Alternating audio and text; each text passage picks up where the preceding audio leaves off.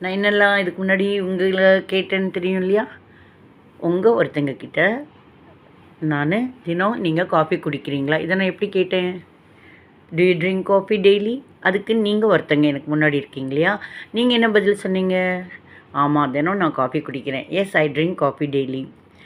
இதுக்கப்புறம் உங்களோட ஒரு 5-6 பேர் உங்கள் வீட்டு மனிதர்கள், வீட்டு மனுஷங்கன்னு சொல்லுவாங்க இல்லையா? அக்கா, தங்கச்சி, அண்ணா, தம்பி அவங்கெல்லாம் காஃபி குடிக்கிறாங்க. உங்களோட சேர்ந்து பக்கத்தில் நின்றுட்டு உட்காந்துட்டு காஃபி குடிக்கிறாங்க. அப்போ நீங்களும் தினம் காஃபி குடிக்கிறீங்களா அப்படின்னு.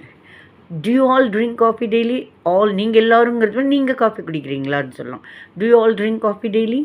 அதுக்கு ஆமாம், நாங்கள் தினம் காஃபி குடிக்கிறோம். எஸ், வி, டபிள்யூஇ, வின்னா நாங்கள், ஐனா நான், அது முடிஞ்சது. முன்னாடி யூ அப்படிங்கிறப்ப நாங்கள், சரி, நீ, யூனா நீ, நீங்கள். Do you all drink coffee daily? Yes, we. Do you drink coffee daily? Yes, we drink coffee daily. இதுக்கு முன்னாடி சொன்னோம் இல்லையா? அதுக்கப்புறம் மறுபடியும் நான் உங்ககிட்ட ஒருத்தர்கிட்ட பேசுகிறேன். உங்ககிட்ட நான் கேட்குறேன், அங்கே கொஞ்சம் தள்ளி உட்காந்துருக்காங்க, உங்கள் ஊர்லேருந்து வந்திருக்காங்கன்னு சொன்னேன் இல்லையா? உங்கள் ஊர்லேருந்து உங்கள் வீட்டுக்கு உரம்பரையாக வந்திருக்காங்க ஒரு 4-5 பேர், இல்லை 2 பேராக இருந்தாலும் தான், பன்மை தானே, இப்போ தே யூஸ் பண்ணுவோம். அவங்களாம் தினம் காஃபி குடிக்கிறாங்களா? Do they drink coffee daily? Yes, they drink coffee daily. அதே மாதிரி இப்போ உங்கள்கிட்ட நான் பேசுகிறேன், தினம் இந்த காஃபி குடிக்கிறத பற்றி தான் பேசுகிறேன். பொதுவாக நான் யார்ட்டையும் வம்பெல்லாம் பேச மாட்டேன், அதனால் எனக்கு ஃப்ரெண்ட்ஸே நிறையா கிடையாது. இப்போ டீச்சிங் லேர்னிங் ப்ராசஸில் தான் நான் டீச் பண்ணுறேன், நீங்கள் லேர்ன் பண்ணிக்கிறீங்க. இந்த ப்ராசஸில் தான் நான் பேசுகிற மாதிரி தெரிஞ்சுக்கிறதுக்காக, சொல்லித்தரதுக்காக பேசுவேன். சரியா? சரி, இப்போ உங்கள் தங்கச்சிங்க தள்ளி உட்காந்துட்டு காஃபி குடிக்கிறா. என்ன அவள் தினம் காஃபி குடிக்கிறாளா? Does she? டூ இல்லை, டஸ் ஷீ. அவன், அவள், அது, அதுக்கு ப்ரெசன்ட் டென்ஸ், தினம் நடக்கக்கூடிய விஷயங்களுக்கு டஸ் யூஸ் பண்ணுவோம். Does she drink coffee daily? அப்போ டஸ் ப்ளஸ் ஷீ ஆன்சரில் டஸ் ப்ளஸ் ட்ரிங்க்ஸ்ன்னு ஆயிடும். Does she drink coffee daily? Answer yes, she drinks coffee daily.